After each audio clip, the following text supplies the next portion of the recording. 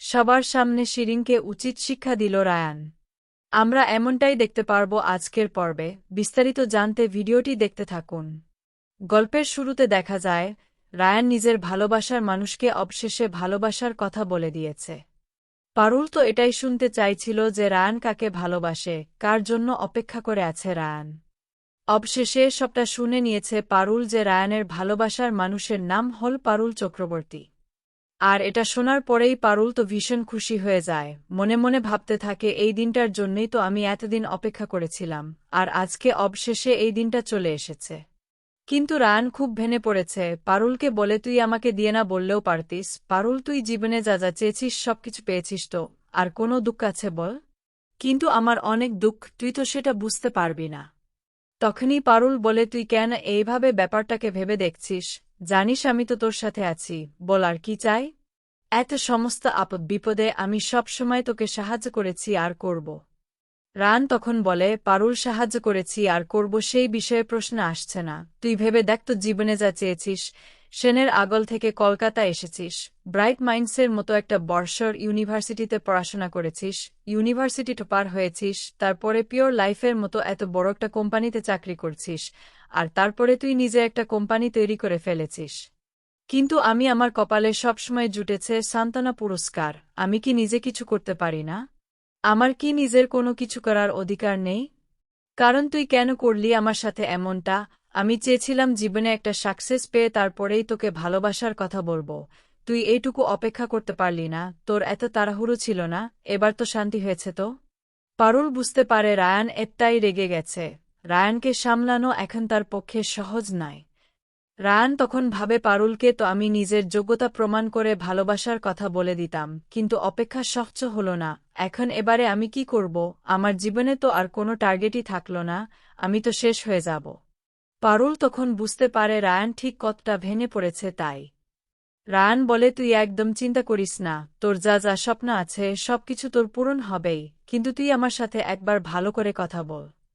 কিন্তু রায়ান খুবই কান্নাকাটি করতে থাকে, আর এটা বলে দেয় তার পক্ষে আর বাড়িতে ফিরে যাওয়া সম্ভব নয়। পারুল বলে প্লিজ এরকম করিস না, তুই আমার সাথে ফিরে চল, কিন্তু রায়ান ফিরে যেতে চায় না। রায়ান বাইক নিয়ে সোজা কোথাও একটা চলে যায়। অন্যদিকে পারুল কান্নাকাটি করতে থাকে, আর প্রচণ্ড বৃষ্টি পড়ছে, বৃষ্টিতে ভিজে যায়, এরপর বাড়িতে চলে যায় পারুল। তখনই সবাই বলে কি পারুল তুমি এইভাবে ভিজলে কি করে, আর বলো রায়ান কি বলেছে, কাকে ভালোবাসে, ও কি তোমাকেই ভালোবাসে? পারুল তখন বলে হ্যাঁ, রায়ান আমাকে ভালোবাসে।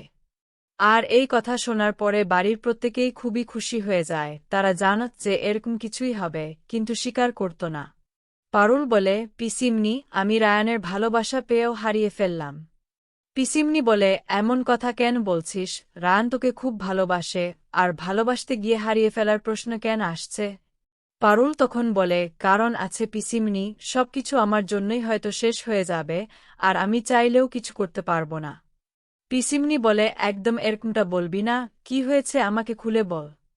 এরপর পারুল বলে দেয় যে রায়ান খুব ভেঙে পড়েছে, বলেছে যে আমি ওকে দিয়ে এভাবে কথাটা না বললেও পারতাম, কারণ ও নিজের যোগ্যতা প্রমাণ করে তবেই ভালোবাসার কথা আমাকে বলত। এরপর পিসিমনি বলে কিন্তু বলাটা তো দরকার ছিল, অনেক দিন হয়ে গেছে, আর তুমি যা করেছ সেটা একদম ঠিক করেছ, তুমি এসব নিয়ে ভেবো না পারুল, দেখবি রায়ান আস্তে আস্তে সবটা বুঝে যাবে, আর সময় সবকিছু ঠিক করে দেবে।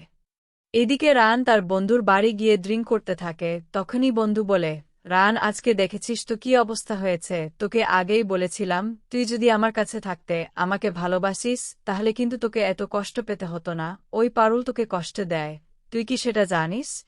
রায়ান তখন বলে শিরিন তুই পারুলের নখেরও যোগ্য নোস, তাই এই সমস্ত কথা বলছিস তাই না? শিরিন বলে তুই এগুলো কেন বলছিস? আমি শুধু এটুকুই বলছি যে পারুল তোকে কিভাবে অপমান করল, তোর কি সেই হিসাবে আজকে এই পাওনা ছিল, বলতো তুই কেন এভাবে কষ্ট পাবি রায়ান? রায়ান তখন বলে আমার কথা তুই এত ভাবতে হবে না, তুই নিজেরটা নিজে ভাব, তুই নিজে কত বড় ক্ষতি করিস সবার সেটা অন্তত ভাব।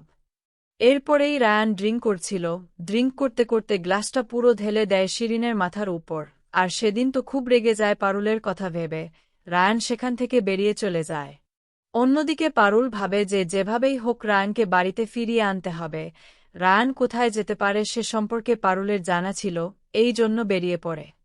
আর অন্যদিকে শিরিন তার পোষা গুন্ডাদেরকে ফোন করে বলে এক্ষুনি পারুল চক্রবর্তী এবার আসবে, ওকে যেন রাস্তাতেই শেষ করে দেওয়া হয়। এরপরই পারুল আসছে আর পারুলের পিছনে একটা গাড়ি অনেকক্ষণ থেকে ফলো করতে থাকে। যেহেতু পারুল এখন অনেক বেশি চিন্তার মধ্যে আছে, তাই আর গাড়িটাকে দেখতে পায় না। পারুল ভাবে আমি তোকে কোনো ক্ষতি হতে দেব না।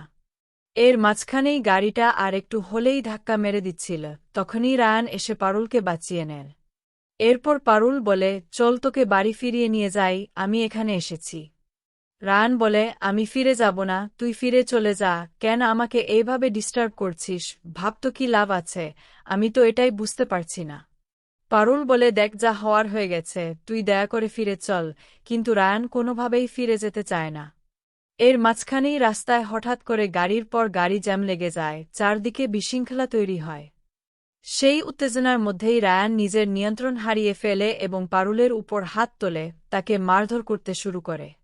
এই দৃশ্য দেখে আশেপাশের লোকজন রীতিমতো ক্ষিপ্ত হয়ে ওঠে, কেউ কেউ এগিয়ে এসে বাধা দেওয়ার চেষ্টা করে, আর অনেকের সঙ্গে সঙ্গে পুলিশকে ফোন করে দেয়। কিছুক্ষণের মধ্যেই পুলিশ এসে পৌঁছে যায়, পরিস্থিতি সামাল দেওয়ার চেষ্টা করে। লেডি কনস্টেবলরা পারুলকে নিরাপদে সরিয়ে নেন আর অন্য পুলিশরা রায়ানকে ধরে শান্ত করার চেষ্টা করে। এই পুরো ঘটনার মধ্যে পারুল বুঝতে পারে রায়ানের মানসিক অবস্থা এখন একদম ঠিক নেই, সে রাগ আর আবেগের বশে ভুল কাজ করে ফেলছে। পরে পারুল বাড়িতে ফিরে আসে, ভেঙে পড়ে কান্নায়, কিন্তু নিজের মনকে শক্ত করে বলে এই কদিনে সে অনেক কেঁদেছে, আর নয় এবার তাকে শক্ত হতে হবে। তখন দাদু কাপা গলায় অনুরোধ করে পারুল দিদি তুই আমার নাতিকে আবার ফিরিয়ে নিয়ে আয়। দাদুর সেই অসহায় আবেদন শুনে পারুল দিভাবে বলে তুমি চিন্তা করো না দাদু, আমি তোমার নাতিকে আবার আগের মতো ফিরিয়ে আনব। তার কণ্ঠে তখন আত্মবিশ্বাস আর দায়িত্ববোধ স্পষ্ট, যেন সে যেকোনো পরিস্থিতির মুখোমুখি হতে প্রস্তুত। আজকের পর্ব আপনাদের কেমন লাগলো কমেন্ট করে জানিয়ে দিন। আপডেট পেতে চ্যানেলটি সাবস্ক্রাইব ও বেল আইকনে ক্লিক করে রাখুন।